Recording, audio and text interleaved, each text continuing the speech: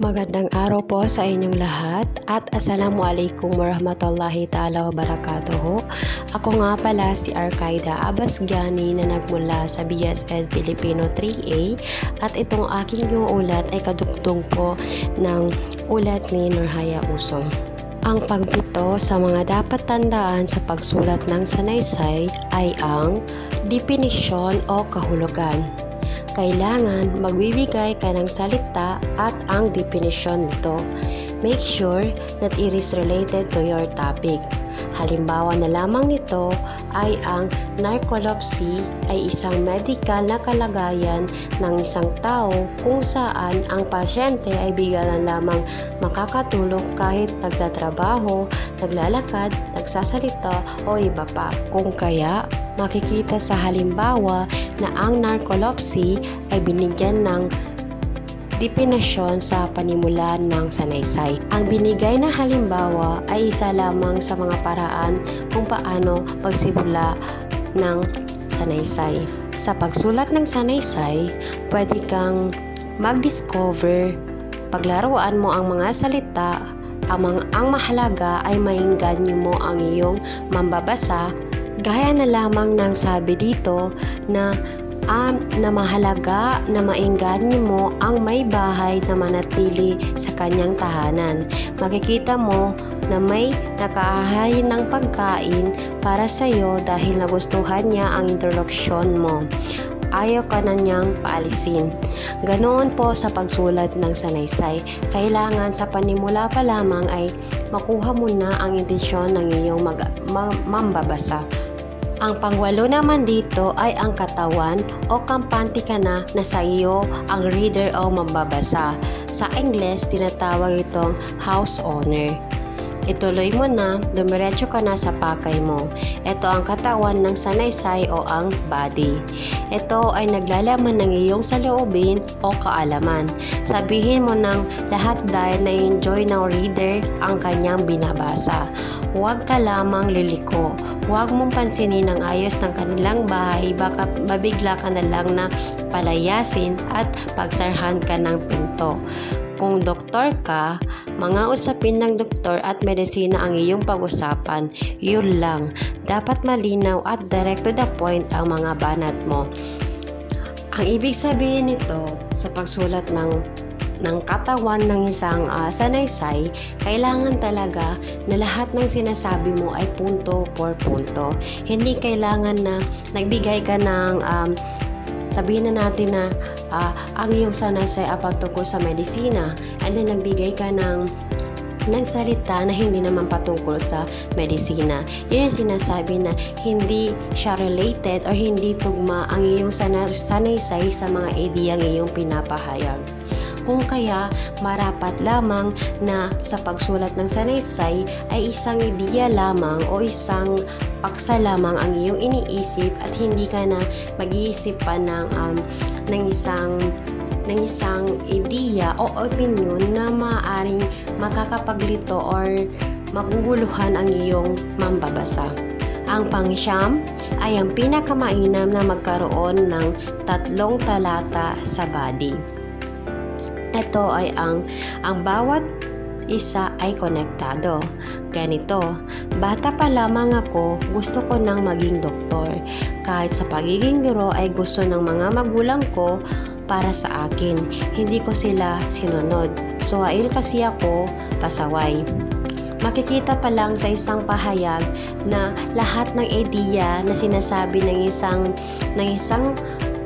gumawa ng sanaysay na iyon or may akda na iyon ay konektado sa isang salita.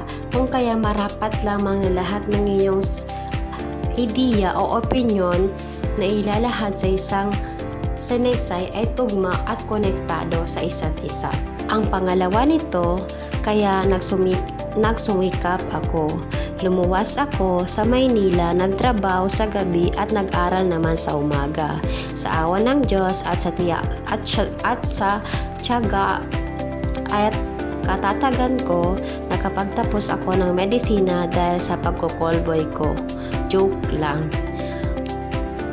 Sa pangatlo naman na sinabi ng pahayag, Ngayon nga isa akong matagumpay na manggagamot. Laki ako sa hirap kaya tumulong ako sa aking kapwa dahil sa naniniwala ako ang mga lumilingon sa kanyang pinanggalingan ay malayo pa ang nararatingan. Kung ating pansinin ang tatlong pangungusap na aking binasa at ipinahayag, makikita lamang na lahat ng ang pagkakasunod ng pahayag ay konektado sa isa't isa. Hindi lumiko o hindi lumaktaw ang ideya ng isang manunulat. Ganun dapat sa pagsulat ng body o katawan ng sanaysay.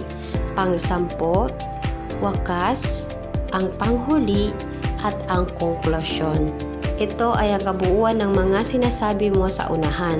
Isang talata na may isang pangungusap ay pwede na. Bago ang lahat, gusto ko munang sabihin na ang konklusyon o ang pangwakas, ito na yung katapusan ng ideya ng isang manunulat o ikaw mismo kung paano mo ba tatapusin ang iyong sanaysay na may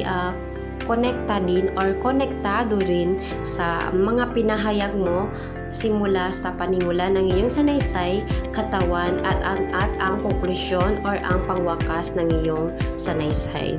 Sa pagsulat ng wakas o ang konklusyon ng isang sanaysay, maaaring mapaiyak mo ang iyong mambabasa, magiging thankful, pwede ring mainis mo o di kaya mamomotivate mo ang iyong mambabasa. Sa pangwakas din, malalaman din o mamomotivate mo rin ang mag-aaral sa iyong pahayag. Halimbawa na lang dito, kung ikaw magdoktor ka, maaari mong sabihin sa konklusyon na kunin ang atensyon ng iyong mambabasa na maging doktor, sapagkat sinabi mo kung ano sa unahan ng iyong sanaysay, sinabi mo kung gaano kaganda ang pagiging doktor, mga benepisyo nito at ano pa man na maaari makakuha sa kanya ng atensyon. Ang kaibahan nga lang ng konklusyon sa panimula at katawan ay ang konklusyon ay namamaalam ka na. Nagbibigay ka lang ng maaring isa, dalawa o tatlong pangungusap na magkokonekta or magko-conclude sa iyong sanaysay. Ito na yung pagtatapos or kung paano mo ba tatapusin ang iyong sanaysay. Ang pagsulat ng sanaysay ay katulad ng pagbisita ng isang tao sa kanyang tahanan.